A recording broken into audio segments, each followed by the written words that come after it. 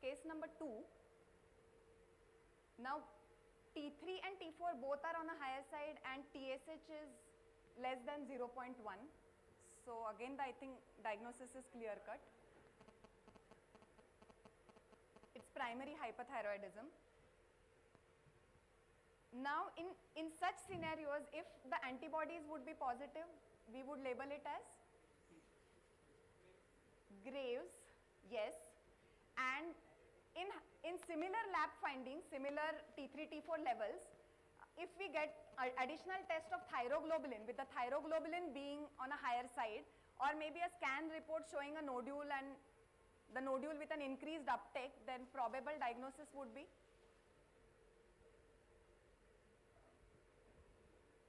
anybody? Thyroid adenoma, toxic adenoma. Just one caveat here. Okay, I mean, I know this is semantics, but to call something as primary hyperthyroidism is not actually correct. Especially a report which shows a high T3, T4 and a low TSH should be labeled as thyrotoxicosis and not hyperthyroidism. When you say hyperthyroidism, it immediately assumes that the thyroid is hyperfunctioning. This could very well be because of excessive thyroxine intake, which is not called, whatever it is, it is not called primary hyperthyroidism. See, the problem is that a lot of people read your reports. And when you write primary hyperthyroidism, a person who is on thyroxine goes on to carbimazole, and it is not uncommon. I'll show you hundreds of cases like that. Because they say the pathologist has said this is now primary hyperthyroidism. Initially I was treating as hypothyroidism, patient has become hyperthyroid now. So the therapy changes. So no, I have just as a case I have taken it like that, but on reports I agree with you, sir. It is better to just comment as hypo or hyper, not. I am not even saying hypo or hyper. What I am saying, thyrotoxicosis is the correct terminology. Thyrotoxicosis could be associated with hyperthyroidism truly, or it could be drug induced or whatever it is. So to call it primary hyperthyroidism is fraught with some problems. Definitely. The clinical background and history should be available to label it as. Just one more addition, since you brought up this case. If you notice here, this particular lab report, okay, it shows a predominant T4 toxicosis. Because generally speaking, as we saw, that T3, T4 are it's more the T4 which is secreted from the thyroid, but in cases of Graves' disease, T3 is also produced in very large amounts. If you find that there is a relative increase in T4 versus T3, it is often a leaking thyroiditis. That means it is more leakage than overproduction that you should suspect. So if someone asks you, this person could actually have a viral thyroiditis as well. Because it's more T4 than T3. If your T3 was say 8.2, it would be more in favor of Graves. And more reason for calling it, actually it could be drug induced also, is that in drug induced thyrotoxicosis, T4 T3 conversion by the body immediately shuts down as a protective mechanism. Therefore you will typically have high T4, relatively normal T3 and a very low TSH, looking like thyrotoxicosis hyperthyroidism, but probably drug induced. So that's why I said that to call it primary hyperthyroidism could be a little problematic. That's the only, it may be semantics, as I say. I agree with you, sir, because we do not at times have any clinical background or any history. Only for the benefit of everyone, so I just wanted to be There was one slide which was shown where factitious thyrotoxicosis, the value of thyroglobulin was emphasized.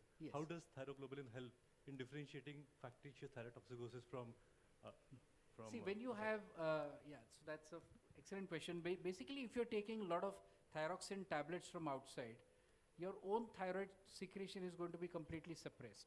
And therefore, thyroglobulin production also goes down. So if you have a situation where thyroglobulin is low but T3, T4 are high, it means that the thyroid is not coming from the thyroid, the thyroxine is not coming from the thyroid gland, it's coming from somewhere else. So it could sometimes be because of thyroid production, or it could sometimes be because of struma ovari. But thyroglobulin low and high T3, T4 means you're probably dealing with factitious thyrotoxicosis. So external consumption.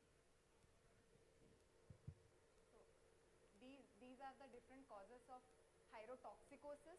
Again, Graves or the autoimmune thyroiditis tops the list. The next case. This is exactly what you have written, thyrotoxicosis without hyperthyroidism. Right. It's important to differentiate between them. Then the next case we have T3 which is raised and a TSH which has decreased. The T4 values are in the normal range.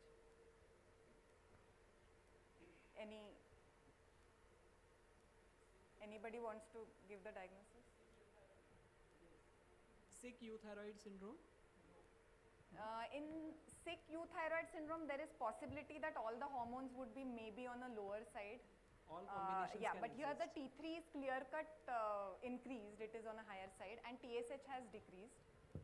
As Dr. Phadke showed, all combinations can exist in sick euthyroidism syndrome. But you are holding me to that. But see, when I talked about that, it's typically T4 and TSH abnormalities. T3 would generally never rise in sick euthyroid because conversion at the periphery immediately shuts down in any kind of sick person. So raised T3 in a sick euthyroid syndrome is practically unknown. So this report would be typically a thyrotoxic patient, clearly. It's a T3 thyrotoxicosis, which of course, it's in fact, if the T4 is normal and the T3 is high, it immediately says that this is coming from the thyroid. Because only in a hyper-functioning gland will T3 be overproduced. No, that's why in fact the earlier what we said for hyperthyroiditis. So here we are in fact asking Dr. Phadke the clinical implications and how do we differentiate between these three conditions. So whether a management of a because thyrotoxic for us, patient with we raised T3 typically- alone and not T4 is any different. It is not really different, but the prognostication is different because people with high T3 will often do better on medical therapy long term rather than those on high T4. But these are very plus minus things. I don't think we decide therapy really based on that at all. Right. Clearly not.